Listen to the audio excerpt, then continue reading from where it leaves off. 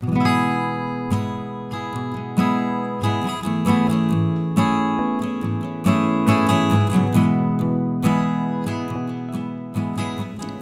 73.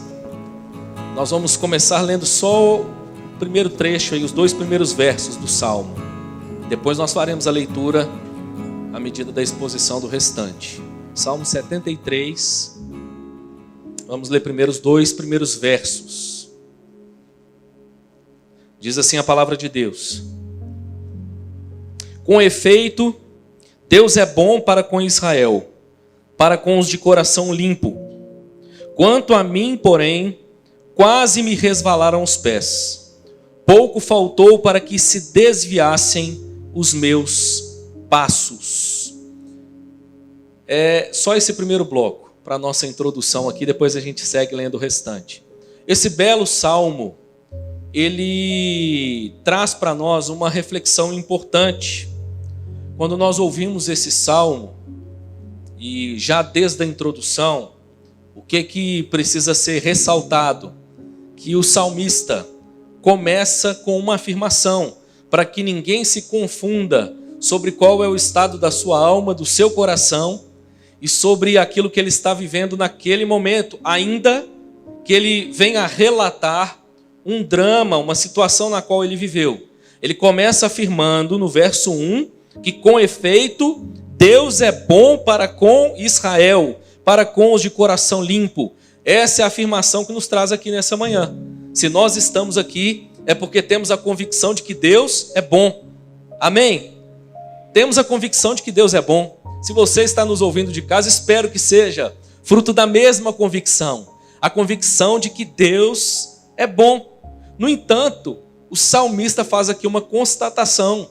Ele diz no verso 2 que ele quase caiu. Quanto a mim, porém, quase me resvalaram os pés. Pouco faltou para que se desviassem os meus passos. Entendo, irmãos, que esse salmo ele vem de encontro a uma questão muito séria, muito importante, e diz respeito à realidade de vida, à caminhada de todo cristão, de todo homem, de toda mulher de Deus. Esse salmo ele vem de encontro a um desafio que nós experimentamos na nossa jornada de vida e de fé. E esse desafio diz respeito a como conciliarmos a doutrina da soberania de Deus, ou seja, pelas Escrituras a Bíblia afirma que o Deus das Escrituras, Ele é Senhor sobre tudo e sobre todos. A Bíblia diz, por exemplo, que tudo foi colocado debaixo dos pés de Jesus, que tudo só existe por causa dele, é Ele que mantém todas as coisas, é Ele que sustenta todas as coisas. Todo governo, toda ação humana, ela só acontece por permissão divina, por um propósito divino, ou seja, há um Deus que é soberano, que é Senhor da história, e Ele nunca perdeu essa soberania. Mesmo com a queda do homem, com a escolha do homem de se rebelar contra Deus, Deus continua governando soberanamente todas as coisas. Essa é uma verdade preciosa das Escrituras. E que tem uma implicação também, algo embutido aí, e vem como consequência da soberania de Deus, que é a doutrina da providência de Deus. A doutrina da providência de Deus é a afirmação bíblica de que esse Deus então soberano, ele dirige a história, ele conduz a história, ele está no governo de maneira ativa, de tal maneira que tudo acontece dentro de um propósito divino. A providência de Deus afirma, por exemplo, que Deus sustenta o seu povo, que Deus visita o seu povo com graça, com bênçãos em todas as áreas da sua vida. Como a história de Jó casa perfeitamente com essa realidade do Salmo 73. Na verdade, aqui o drama que eu quero trazer para você é aquele drama que todos nós experimentamos. Tudo bem, Deus é soberano, Deus sustenta, Deus rege todas as coisas, Deus cuida de todas as coisas acontecem debaixo dessa direção, desse plano divino. Mas como conciliar isso com o sofrimento humano? Sobretudo com o sofrimento do cristão. Como conciliar isso com a dor que nós experimentamos? Com as injustiças do mundo? O Salmo 73 ele vem nessa direção. Como conciliar isso que nós ouvimos acerca de Jó com o fato de que Deus permite que Satanás toque na vida de Jó. Aliás, tem algo que me chama a atenção no livro de Jó, que é o fato de que quando Satanás, nessa reunião ali, né, quando a ata está sendo confeccionada, o texto diz que não foi o diabo que olhou e falou assim: Deus, eu estou dando uma olhada aqui em Jó e eu estou observando uma coisa. Não, o texto lá diz que foi Deus quem disse: você deu uma olhada em Jó? Se não olhou, presta atenção. Veja aqui o meu filho, veja aqui o meu servo. Como conciliar o fato de que Deus, no livro de Jó, por exemplo, diz que Jó era um homem justo, temente a Deus, que se desviava do mal, íntegro, e mesmo assim Jó viveu tudo o que viveu por permissão divina. Como conciliar essa verdade? Irmãos, como pastor há 12 anos, essa é a realidade que eu tenho visto, inclusive, nos gabinetes pastorais, nas conversas com pastores, e como essa realidade ela é desafiadora para nós. Recentemente, por exemplo, nós recebemos a notícia, eu sei que temos alguns irmãos aqui na IPVO que são ligados a Jocum, tivemos a notícia de um grupo de jovens que, após fazer o curso da Jocum, pegou o carro para agora se dirigir numa viagem para o lugar onde eles fariam um exercício prático. A Jocum é assim, tem o teórico, e depois de fazer o teórico, é TED, eles então agora são enviados para um campo para fazer um exercício prático. E nessa viagem, então, esses jovens já se prepararam, olha que nobre, irmão, se prepararam para anunciar o nome de Jesus. E agora, mais preparado do que antes do curso, eles pegam um carro para viajar, para ir para um lugar onde eles iriam falar de Jesus. Sofrem um acidente e perdem a sua vida. Como conciliar isso? Qual a lógica disso? Eu me lembro, eu já citei para os jovens aqui, mas não para a igreja, de um colega que eu tive, um amiguinho que eu tive na igreja. Eu cresci na Betel desde os 3 anos de idade, e um dos colegas que acompanhou a minha infância e adolescência era um menino muito crente, era o exemplo da turma. Enquanto eu e outros estávamos bagunçando, ele era o menino mais interessado, que lia a Bíblia, decorava os textos, ganhava as gincanas bíblicas. Esse menino chegou na adolescência enquanto eu estava perdido. Da mesma forma foi, fez um curso, se preparou, e um dia ele saiu da sua casa, a mãe dele é membro da Betel até hoje, saiu da sua casa para ir à igreja. Estava também há poucos dias de realizar uma viagem para realizar o trabalho prático em missões. Esse menino pega a sua Bíblia e, enquanto ele atravessava a rua, na avenida do bairro, onde a Betel fica, ele é atropelado por uma moto e perde a sua vida. Como conciliar, irmãos? Tantas outras histórias, aqui eu falei talvez de algo que talvez você não se identifique tanto, mas com o fato de que alguém ouve o evangelho, por exemplo, é tocado, a vida é transformada. Vou citar um exemplo real, fique tranquilo que esse exemplo não é da IPVO. E também não são todos exemplos da Betel, para que não haja nenhuma identificação pessoal. E de repente a vida é transformada. 2 jovens crescem na mesma igreja, são amigos. E agora os 2 começam a namorar e se casam. Sonho realizado, festa, celebração. Os 2 começam a caminhar. O jovem exercendo liderança na igreja, pregando a palavra de Deus. Até o dia que a esposa descobre que ele a estava traindo, inclusive com alguém do mesmo sexo. Fim do casamento.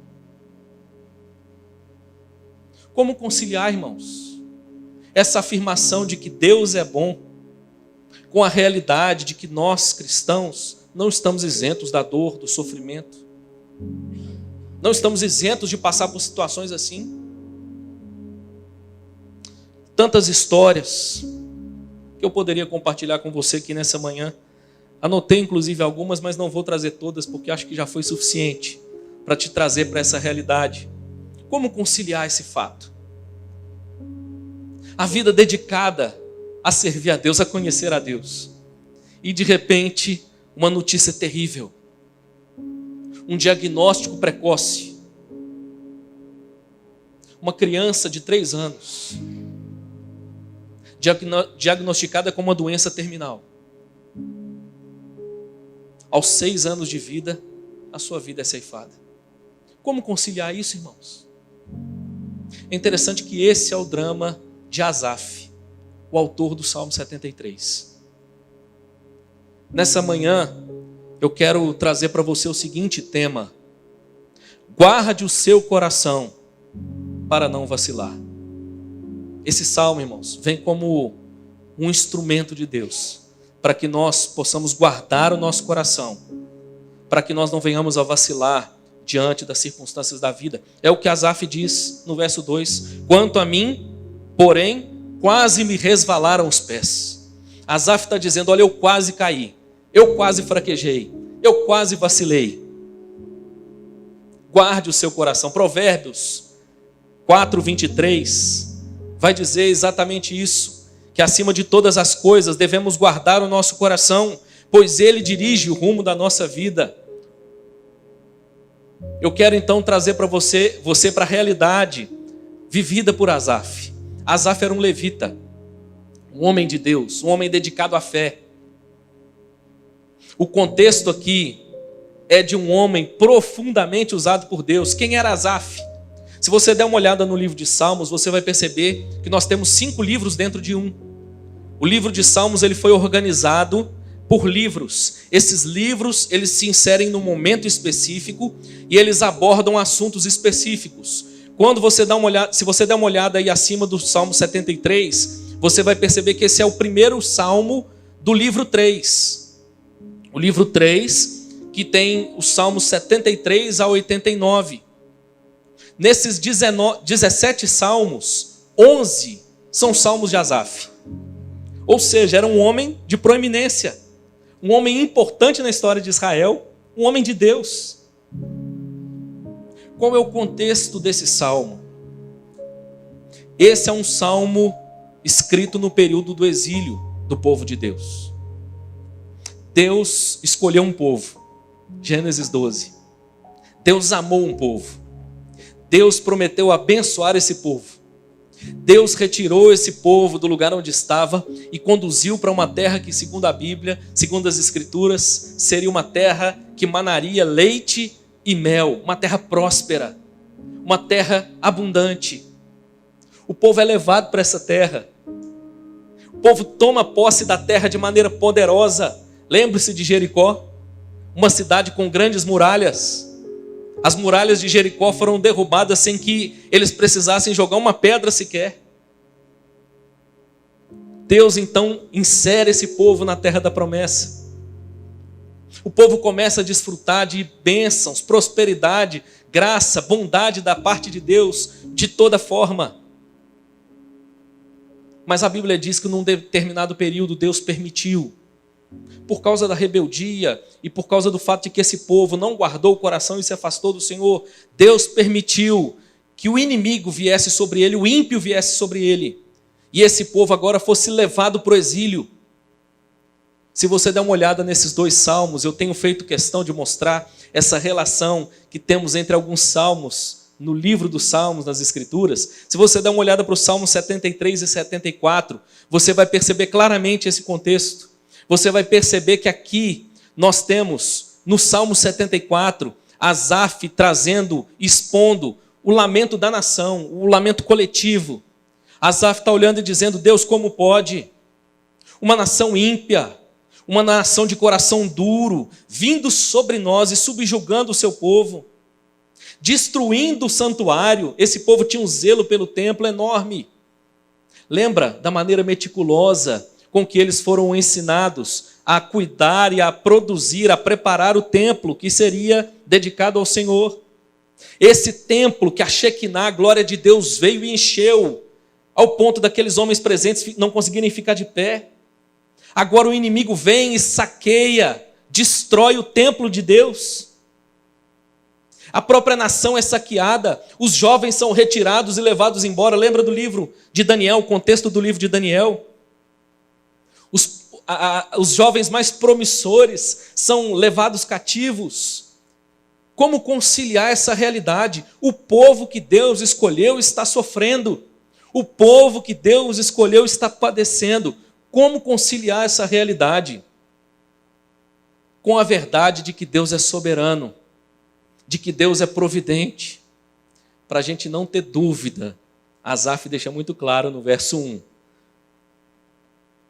Com efeito, Deus é bom para com Israel. Então, irmãos, quando nós olhamos para esse salmo, esse é o contexto que nós vamos encontrar. E aqui, nós vamos receber da parte de Asaf, então, algumas verdades fundamentais que nós precisamos aprender para que nós possamos guardar o nosso coração. Asaf vai trazer para nós, primeiro, qual é o problema. Nós aprendemos aqui nessa passagem qual é o problema que ameaça o nosso coração. Vamos ler o verso 3 em diante. O salmo diz assim: pois eu invejava os arrogantes, ao ver a prosperidade dos perversos. Para eles não há preocupações. O seu corpo é sadio e nédio. Não partilham das canseiras dos mortais, nem são afligidos como os outros homens. Daí a soberba que os cinge como um colar, e a violência que os envolve como um manto.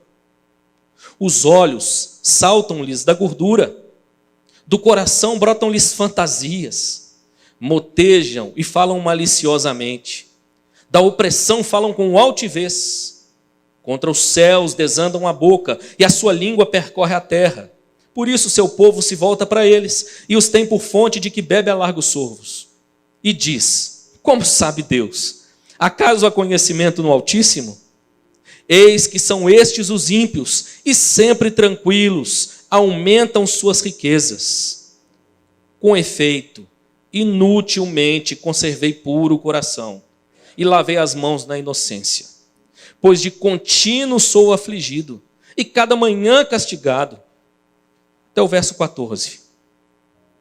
É interessante, irmãos, que quando nós olhamos então para essa primeira parte do Salmo, Asaf está descrevendo um momento difícil pelo qual ele passou. Um momento onde o seu coração enfrentou um problema muito sério. Asaf está dizendo que ele quase caiu, que ele quase fraquejou, que quase resvalaram os seus pés, que ele quase tropeçou. E qual é a razão por que isso aconteceu? Asaf está expondo aqui diante de nós. Esse problema, irmãos, nasce dessa nossa incompreensão, dessa equação, dessa relação da soberania de Deus com a presença do sofrimento, da dor, da tristeza, das injustiças que nós experimentamos durante a nossa vida. Eu quero te dizer que talvez ele não seja um problema que você já parou para refletir de maneira profunda sobre ele. Algumas pessoas vivem alegres, animadas, celebrando, mas muitas vezes a sua celebração não é fruto do entendimento dessa bondade, dessa graça, não é porque há uma boa equação entre o sofrimento humano e a soberania de Deus, mas é porque nunca pararam para pensar sobre isso. Provavelmente, as pessoas que assim seguem são justamente essas que Asaf está descrevendo. Seguem a vida, curtem a vida, celebram e aparentemente não experimentam as canseiras dos mortais, o sofrimento que os demais homens. Aqui Asaf está falando sobre a sua impressão, ok? E a impressão que ele tinha acerca dessas pessoas era justamente essa. Onde reside então esse problema? Qual é o problema que Asaf apresenta aqui para nós? Irmãos, o quanto esse texto é precioso e atual. Porque os problemas aqui apresentados por Asaf ainda nos assediam até hoje. E eu quero te dizer que da perspectiva humana, nós vamos enfrentar dificuldade com essas coisas. Você quer ver o que Asaf está mencionando aqui para nós como um grande problema? Ou uma variação desse problema? Filosofias que de repente podem alcançar o nosso coração e a nossa mente. E isso pode nos fazer fraquejar, isso pode nos fazer resvalar os nossos pés. Por exemplo, a primeira delas apresentada por Asaf aqui é o materialismo. O materialismo que é o pai da teologia da prosperidade. Nós poderíamos resumir isso com a seguinte expressão: o que importa é o que você tem. Asaf está olhando para si dizendo: olha, me faltam algumas coisas. E quando eu olho para essas pessoas que não servem a Deus, elas têm o que me falta. O primeiro problema que é apresentado então por Asaf é o materialismo. Irmãos, como isso se encontra forte ainda nos nossos dias, como a nossa sociedade, a nossa cultura, como a humanidade valoriza as pessoas por aquilo que elas têm. E às vezes nós não percebemos e entramos no jogo. E começamos a achar que o nosso valor está naquilo que a gente tem. E aqui não há nenhum problema em ter, viu? O problema é fiar sua vida, é depositar sua confiança, é colocar o seu prazer, a sua alegria nessas coisas. Desculpe. E inclusive, julgar-se aprovado por Deus, julgar-se alguém de sucesso simplesmente porque você tem. À luz das Escrituras, não é assim que nós deveríamos olhar para nós mesmos. Não é o que nós temos que nos define, nesse sentido material. Outro problema que está apresentando aqui Asaf para nós, o pragmatismo. O pragmatismo que é evidenciado na inveja de Asaf. Para o pragmatismo, o que importa é o que dá certo. Asaf está olhando para essas pessoas e dizendo, olha, não interessa qual é o meio que eles estão utilizando, mas está dando certo. Perceba, enquanto eu estou me dedicando a Deus, enquanto eu estou me dedicando às coisas de Deus, esse povo ignora a existência de Deus e está dando tudo certo para eles. Como esse tipo de pragmatismo é sedutor e perigoso para nós, hein? Pessoas, inclusive, têm escolhido a comunidade de fé baseado nisso. Ouvimos, às vezes, relatos como um de determinado homem aí que fundou uma dessas grandes denominações do Brasil, que certa vez disse para um pastor, sendo questionado por ele sobre os métodos que ele utilizava, ele disse o seguinte: para Jesus vale até gol de mão. Ou seja, nas entrelinhas, os fins justificam os meios. Desculpe, mas para Deus não é assim que as coisas funcionam. Os meios, inclusive, podem nos levar a fins que não são celebrados pelos homens. Me diga o que foi que João Batista recebeu como fruto da sua fidelidade a Deus. A cabeça em um prato. Me diga o que Urias recebeu como fruto da sua fidelidade. Personagem que nós falamos pouco sobre ele. Urias era um homem temente a Deus, servo de Deus, fiel inclusive a Davi. Era um dos valentes, que em uma determinada guerra, após Davi ter ficado em casa quando deveria estar guerreando, Davi então se deita com a sua mulher engravida, ele é trazido agora para que ele pudesse se deitar com a sua mulher. Olha o plano maquiavélico de Davi. Davi então dá um banquete, enche o moço de vinho e fala assim, agora vai para sua casa, se deleitar com a sua esposa. E Urias diz para ele, de maneira alguma. Como eu poderia ir para minha casa me deitar com a minha mulher enquanto Israel dorme em tendas? O povo de Deus está na batalha. Eu não tenho esse direito. Davi então escreve uma carta, uma certidão de óbito do próprio Urias. Entrega na mão de Urias e diz o seguinte, seja fiel, leve essa carta e entregue ao seu comandante. O que Urias ganhou? O que Abel ganhou com a sua oferta a Deus? Abel, dedicado a Deus, separou das suas primícias, do melhor que ele tinha, uma oferta ao Senhor e fez um sacrifício a Deus, devolveu ao Senhor aquilo que ele tinha de melhor. O que ele ganhou? Morto pelo irmão. Assim, irmãos, ou ao contrário disso, é o pragmatismo. O que importa é o que dá certo. Asaf vai dizer então que essa percepção de vida o levou a um estado que também é pernicioso e perigoso e do qual eu e você precisamos guardar o nosso coração, o sentimento de autocomiseração. Verso 13 e 14 diz assim, com efeito inutilmente conservei puro o coração e lavei as mãos na inocência, pois de contínuo sou afligido e cada manhã castigado. Asaf está dizendo mais ou menos o seguinte, pobre de mim,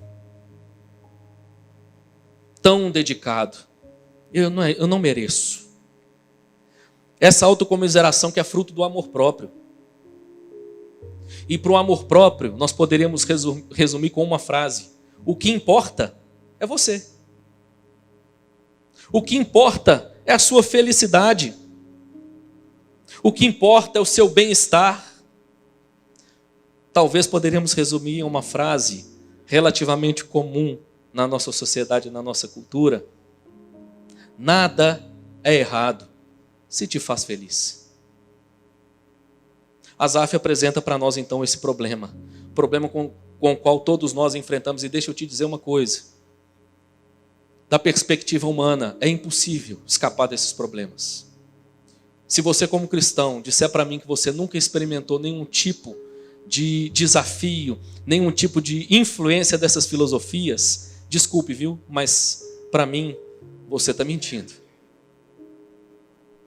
Todos nós lidamos com sentimentos adversos. Todos nós lidamos com desafios como esses no nosso coração.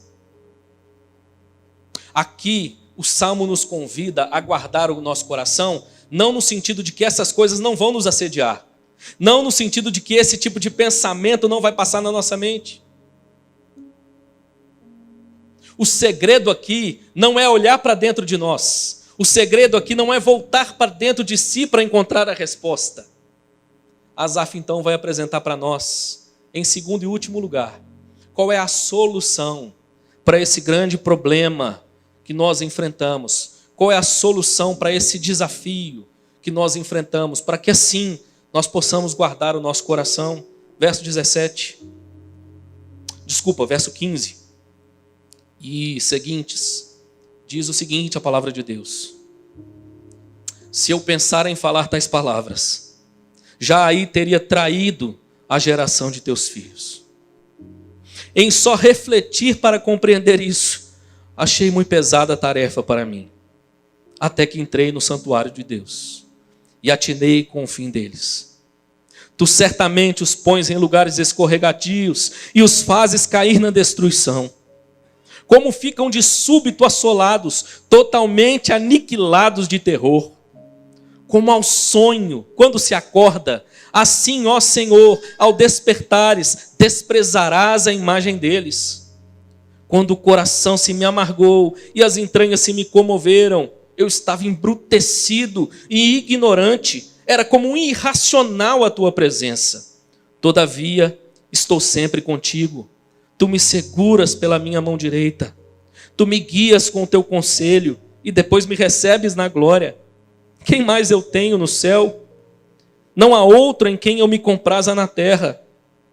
Ainda que a minha carne e o meu coração desfaleçam, Deus é a fortaleza do meu coração e a minha herança para sempre. Os que se afastam de ti, eis que perecem. Destróis todos os que são infiéis para contigo. Quanto a mim, bom é estar junto a Deus. No Senhor Deus ponho o meu refúgio para proclamar todos os seus feitos. Asaf vai dizer para nós, irmãos, que a questão aqui é uma questão de perspectiva. Se nós tivermos a perspectiva humana apenas, nós vamos falhar, nós vamos fraquejar, nós vamos cair, nós vamos perecer. Asaf está dizendo que a solução não parte de nós, não está dentro de nós, não é aquilo que nós produzimos, aquilo que nós encontramos em nós, mas aquilo que nós recebemos. Asaf vai dizer que tudo é uma questão de perspectiva. Olhando daqui para cima, é difícil explicar algumas coisas. Olhando na perspectiva humana, como é difícil conciliar. Lembra, irmãos, de 2018, não sei se eu já citei isso aqui no culto público da igreja. Pastor Luciano tinha acabado de sair da Betel, tinha 31 dias, para ser mais exato, que eu tinha assumido a Betel. Eu viajo ao sertão do Pernambuco para resolver um problema. Chego numa segunda-feira à noite. Na terça-feira, quando eu ia começar o trabalho, meu telefone toca. A secretária da igreja me dá uma trágica notícia. Nosso diácono, que era líder do ministério infantil, a exemplo do Vila Kids, indo trabalhar de moto com a sua esposa, sofreu um acidente e veio a falecer. 30 anos de idade. A esposa que estava na garupa caiu também, precisou ser hospitalizada, e lá ela descobriu que depois de 5 anos desejando ter um filho e não conseguindo, ela estava grávida. Como conciliar, irmãos? Eu lembro que naquele dia eu me assentei na calçada, porque as pernas fraquejaram, e eu lembro da oração que eu fiz. Eu disse: Senhor, se o Senhor me perguntasse, se o Senhor pedisse a minha opinião, eu ia dizer que não era desse jeito que tinha que fazer as coisas. Se o Senhor me perguntasse a opinião, eu ia falar: Deus, claro que não. Mas eu quero declarar que eu creio que o Senhor é soberano e o Senhor faz tudo muito bem. E de que um dia o Senhor vai me dar a graça de entender. A questão é uma questão de perspectiva, irmãos. Nós somos convidados a olhar de cima para baixo. O que Asaf está dizendo é: essa era a minha perspectiva, até que eu entrei no teu santuário. E no teu santuário eu pude olhar com os teus olhos. Quando olhamos da perspectiva temporal, irmãos, tem muita coisa que não faz sentido. Mas quando nós contemplamos da perspectiva divina, do Deus que é Senhor da história, do Deus que inclusive nos prometeu a eternidade com Ele, irmãos, tudo é tão pequeno, tudo é tão passageiro, tudo é tão leve, como diz o autor sagrado, a nossa leve e momentânea tribulação, que diz as Escrituras, produzem então um eterno peso de glória. Asaf está nos convidando, irmãos, a trocarmos a perspectiva, a olharmos do alto. Essa é a única forma de nós superarmos o problema da nossa limitação de compreensão da providência divina. O cristão não tem outra saída. Nós vivemos pela fé. Nós caminhamos não por aquilo que vemos com os nossos olhos carnais, mas por aquilo que nós enxergamos com os olhos curados, transformados pela graça de Deus. Esse é Asaf. John Stott, comentando esse texto, irmãos, diz algo muito bonito. Olha o que ele diz. Muitas das desigualdades da vida permanecerão agora, mas os erros serão corrigidos. O mal será vingado e os bons serão justificados no juízo final. É por isso que precisamos continuar a entrar no santuário de Deus. Vou fazer 43 anos. São 40 anos entrando no santuário de Deus. Eu me identifico demais com Asaf. Eu confesso que, como Asaf, meus pés já quase resvalaram muitas vezes. E a razão por que isso não aconteceu não é por aquilo que eu produzi, mas pela graça que o nosso Deus tem derramado sobre nós. Olha que bonito o verso 26. Ainda que a minha carne e o meu coração desfaleçam, Deus é a fortaleza do meu coração e a minha herança para sempre. Que bonito, irmãos. Ouvimos acerca da fé de Asaf. No meio do exílio, no meio do caos, Asaf está dizendo: vale a pena confiar em Deus. Vale a pena descansar em Deus. Vale a pena nutrir essa fé tão preciosa. Vale a pena, é o que Asaf está dizendo. Que bonito, irmãos. Olha o verso 28. Quanto a mim, bom é estar junto a Deus. No Senhor Deus ponho o meu refúgio para proclamar todos os seus feitos. Irmãos, o que Asaf está nos convidando aqui, inclusive, diz respeito à avaliação do nosso legado. Essa palavra que é tão cara ao ser humano. Como nós nos importamos com a nossa história, com aquilo que vão dizer sobre nós. Como nós nos importamos. Até mesmo a maneira como nós morremos fala muito sobre isso. Como nós nos importamos com aquilo que dirão a nosso respeito. Asaf está dizendo: olha, o legado deles vai perecer. Comparado à eternidade, tudo que eles conquistaram, tudo que eles produziram, será como sonho. Você escutou essa expressão? Como o sonho quando se acorda, ó, passou. Você sonhou essa noite? Eu sonhei. Mas ó, passou. E quando a gente abre o olho, o que a gente faz? Às vezes chora, né? E às vezes sorri. Fala, olha que engraçado o sonho que eu tive. Mas ó, acabou, passou. Mas o legado do homem e da mulher de Deus, não, irmãos, o nosso legado é eterno. Louvado seja Deus por isso. Quero caminhar para o fim. E quero te convidar a pensar, inclusive, na principal razão pela qual nós estamos aqui. Nós só estamos aqui reunidos nessa manhã porque o nosso Senhor e Salvador Jesus Cristo deu a sua vida por nós. Olhando da perspectiva humana, qual a lógica de um ser santo, perfeito, tão sábio, ser traído, perseguido, maltratado, pendurado num madeiro, escarnecido? Qual é a lógica? E ter o seu fim na sepultura.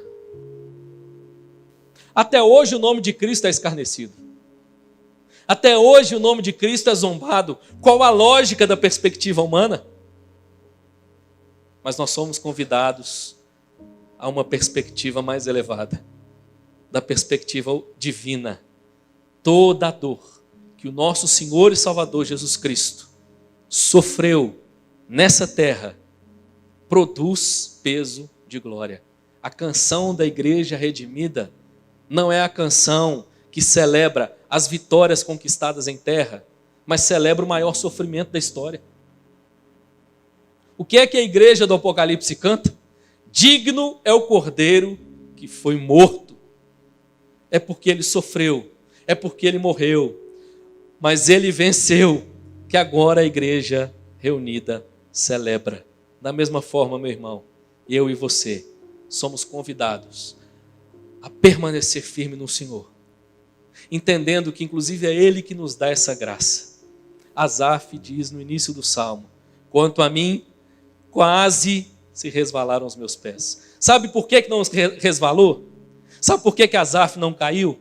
Não foi porque Asaf era bom, mas é porque o Deus de Asaf é. Com efeito, Deus é bom para com Israel. Duas aplicações. Por melhor que seja a sua vida, lembre-se, meu irmão, por melhor que seja a sua vida, que a razão pela qual nós estamos aqui não é simplesmente para curtir a vida. Nós estamos cumprindo uma missão.